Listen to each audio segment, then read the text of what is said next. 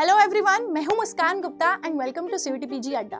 सो भाई, gate exam के जो है बहुत ही जल्दी स्केड्यूल आउट हो चुका है, तो यानी कि आपके पास 7 दिन से भी कम बचता है अपने एग्जाम की प्रिपरेशन के लिए। अब बच्चे कंफ्यूज है किस तरीके से प्रिपरेशन करी जाए, तो भाई मैंने आप लोगों के लिए एक प्लान बनाया है, उसके बारे में हम बात करेंगे। उससे पहले जरा एक बार जान लेते हैं कि जो गेट एग्जाम है कब से हमारे एग्जाम्स स्टार्ट होने वाले हैं। तो भाई हमारे जो एग्जाम्स है वो स्टार्ट होने वाले हैं सैटरडे से, यानी कि 7 फरवरी से आपके पेपर स्टार्ट हो रहे हैं।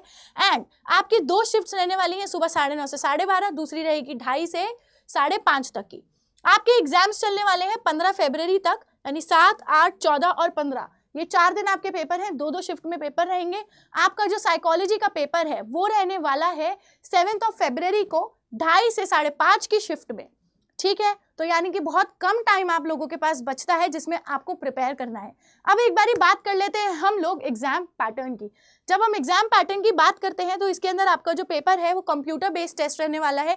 इंग्लिश में आपसे क्वेश्चंस पूछे जाएंगे एंड आपके पास 30 टेस्ट पेपर्स, यानी कि बहुत ही अलग अलग तरीके के सब्जेक्ट्स है। 30 सब्जेक्ट्स है, आपने चूज किए होंगे जो भी सब्जेक्ट, उसमें आपका पेपर रहने वाला है, ठीक है। जब मैं पेपर की बात करती हूँ तो आपका जनरल एप्टीट्यूड और कैंडिडेट ने जो सब्जेक्ट चूज किया है उस तरीके से आपका पेपर आएगा। यानी कि आपके पास कुछ 15 क्वेश्चंस आएंगे आपके किसके रिलेटेड, जनरल एप्टीट्यूड, बाकी आपके सब्जेक्ट रिलेटेड आपको क्वेश्चंस देखने को मिलेंगे। उसके साथ साथ गेट, अब क्योंकि भाई आईआईटी कंडक्ट करती है तो कुछ तो स्पेशल उसमें होगा, तो उनके जो टाइप्स ऑफ क्वेश्चन आते हैं, एक तो आपको मल्टीपल चॉइस क्वेश्चन देखने को मिलेगा, दूसरा आपको मल्टीपल सेलेक्ट क्वेश्चन देखने को मिलेगा और न्यूमेरिकल आंसर टाइप। जब हम मल्टीपल सेलेक्टिव क्वेश्चन की बात करते हैं तो इसका मतलब ये होता है आपको 4 ऑप्शन दिए जाएंगे और उन चारों में से हो सकता है कोई 2 करेक्ट हो, कोई 3 करेक्ट हो। तो आप जब तक उन 2 या 3 करेक्ट ऑप्शंस को चूज नहीं करेंगे तब तक आपको मार्क्स नहीं मिलेगा।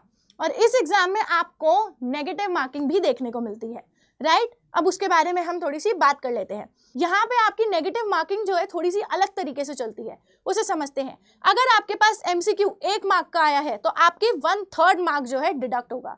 लेकिन अगर आपके पास क्वेश्चन 2 मार्क्स का आया है तो आपका 2/3 डिडक्ट होगा, ठीक है। उसके बाद अगर आपके पास मल्टीपल सेलेक्टिव क्वेश्चन आया है या फिर न्यूमेरिकल क्वेश्चन आया है तो उसके लिए आपको किसी भी तरीके की कोई नेगेटिव मार्किंग देखने को नहीं मिलेगी। लेकिन यही आपके लिए एक स्कोरिंग पॉइंट है, तो आपको अपनी थ्योरीज को, अपने कॉन्सेप्ट्स को ऑन पॉइंट रखना है, राइट। अब उसके बाद पेपर में थोड़ा सा और डिफरेंस आपका ये आ जाता है कि आपके जो ह्यूमैनिटीज वाले सब्जेक्ट्स हैं या फिर आपके जो एरोस्पेस इंजीनियरिंग है, इन सब के अंदर आपके जनरल एप्टीट्यूड 15 मार्क्स की रहने वाली है और आपके सब्जेक्ट के क्वेश्चंस रहने वाले हैं 85 मार्क्स के रहने वाले हैं। यानी कि टोटल आपका पेपर 100 मार्क्स का रहेगा, यानी कि आपका साइकोलॉजी का पेपर भी 100 मार्क्स का है एंड आपको बहुत अच्छा स्कोर करना है, बिकॉज गेट के एग्जाम से आपकी सरकारी नौकरी पीएसयूज में भी लग सकती है, जैसे डीआरडीओ में लगती है, ठीक है। अब उसके बाद भाई बात कर लेते हैं कि मैम किस तरीके से प्रिपरेशन करी जाए 60 दिनों में। तो भाई ये सिर्फ आपके लिए एक प्लानर है जो मैंने बनाया है, ये एक स्ट्रैटेजी जो आप फॉलो कर सकते हैं। इस स्ट्रैटेजी में आपको क्या करना है, आप अपने एग्जाम के डेज को 3 फेजेस में बांट लीजिए।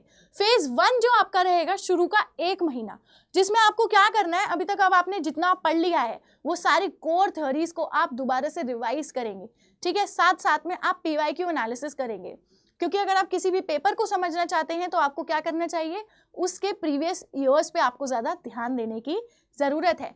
फिर हमारा फेज 2 आ जाएगा, जहाँ पे हम क्या करेंगे, बहुत अच्छे तरीके से रिविजन करेंगे, क्योंकि again revision is the key.